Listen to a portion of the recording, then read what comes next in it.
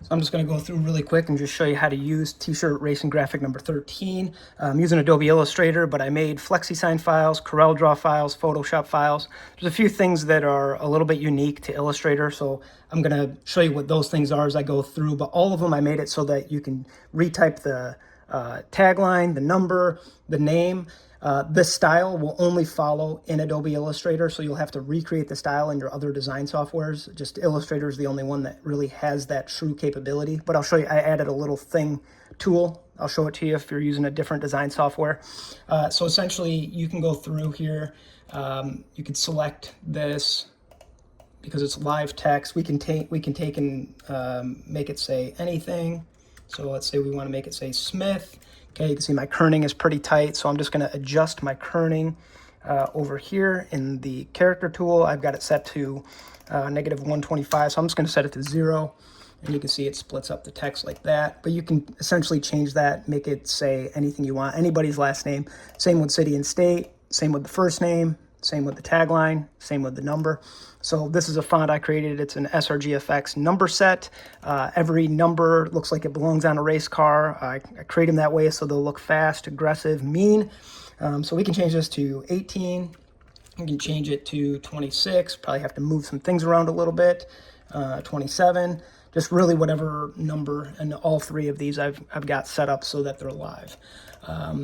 Of course, as you start making changes, you'll have to massage things. Like you can see the background that I have on the first name, maybe will have to be brought forward or change the color or whatever. So as you make changes, you just begin to massage pieces in to make it all fit and work together.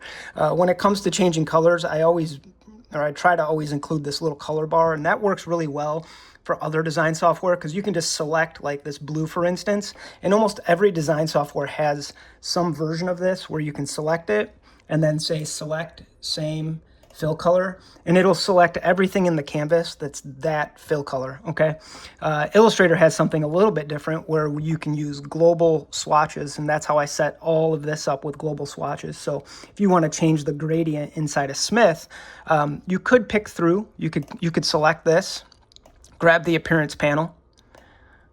You can see how it's built. It's all stacked up fills, right? That's how you get all the outlines on it, and you stack up the fills, and then you do different things to build it out, okay? If you don't know what the appearance panel is, you go to Window, go to Appearance, open it up, and that's where you'll get all those options. These options are all included with it if you're in Adobe Illustrator. So I could just select this top gradient, which is what you see here, and it opens up in the gradient bar, and I can adjust slider and colors right here if I wanted to, but I propose an easier way to do that.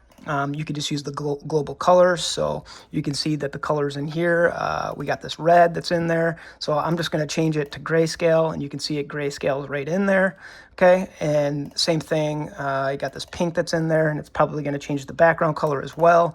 I'm going to grayscale that, and so the pink and the red inside the Smith, the name, grayscaled. And so I can go back and change this swatch to any other thing that I want to. And again, you see it universally changes throughout. You can see the purple in there now.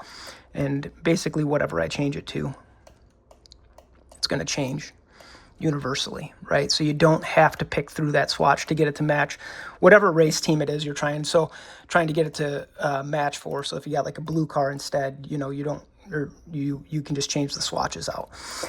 So I'm going to grayscale that, maybe darken it up a little bit. And so I'm going to go for like a red and silver kind of a look. And so this yellow, I'm going to grayscale that as well. And I'm going to turn it almost white. So it's kind of like that. And so you can see you kind of got that chrome look now in there, right? And then I'm going to change these blues to more of a red color. Let's see here. And I'm not being super precise with my colors right now. I'm just trying to do a demo so you can kind of see what your options are. And the cool thing about Illustrator 2 is you can hold down Option or Alt if you're on a PC, Option if you're on a Mac, and you can click and drag over the swatch, and it'll change the swatch, that swatch to the color that you clicked and dragged. So if I wanted these three to all be the same, I could just do it like that. And then if I want to adjust tints, they're still isolated, so I'm only adjusting that one, and I can get the darker red. Now, obviously, for T-shirts, you're typically limited to just a few colors, so you're not going to use like 3 different reds. You're going to integrate black and white and do different things that way to get those styles. But the point being is you can universally go through and change it. Same with the wrap layout.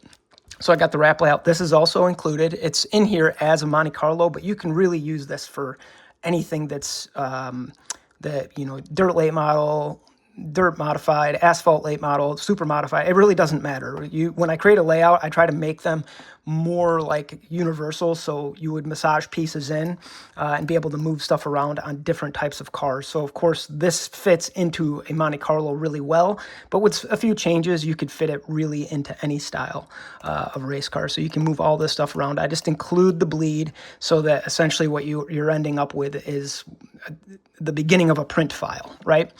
And so again, the number is typable. I got the style on there, so I could just select this and we can type in 15. It's the same. You're going to have to install that. It's a font with just numbers in it, and they're racing numbers, okay? And then I set it up the same as well as the t-shirt. You can just go over here and click it and turn it red. And if I want this pink to be the same red as that, again, I'm just going to hold down Option and then drag it over. So now we got red on there. I can select this blue. The blue is going to show me what swatch this shape is, right? So it's telling me. And so if I want it to be black, I can just do that, and I can go through and change everything, so on and so forth, okay? We have another pink color in here, so let's see. It's in the appearance panel, so let's get the appearance panel back open. There it is. So we got this. And let's say I want that to be red as well. That turns the red around the Johnson.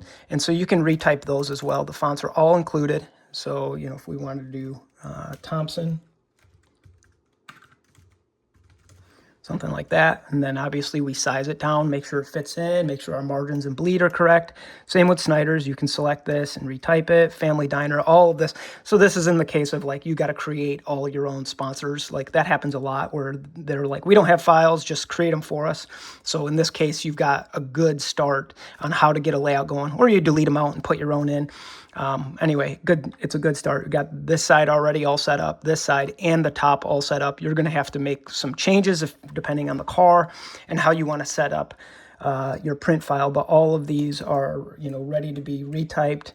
And in Illustrator, the styles will follow. In the other design software, I stripped the styles off, so it's still there. You would just have to build the style after retyping it, because there's just no way to make it work universally in every single design software. Illustrator has this capability, and it's super easy to do it in Illustrator. The other design software either don't have the capability, or it's really difficult to get it to work, and it's not always consistent. So that's why I do it like that.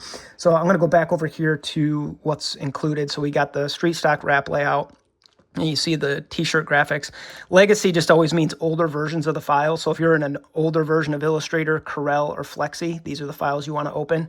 And then I created this PDF that just shows you how I built that style out, right? You can see this is the beginning. So you can open this in your design software and hopefully eyedropper it and then adjust your gradient. You might have to rotate it. Just depends. Every design software is a little different. So if you're like an Affinity or Flexi or Corel, you might have to handle it differently. But how it's all built and stacked out, I include it here. Same with the number. I include it there so that you're not kind of left wondering. This is a question I get asked a lot, because you're going to retype the name into something and then you're going to have to build this. So you can see it's not that complicated. You just have to add these pieces into whatever name that you build when you're creating your outlines. If you have any questions, just hit me up on the support page at School of Racing Graphics.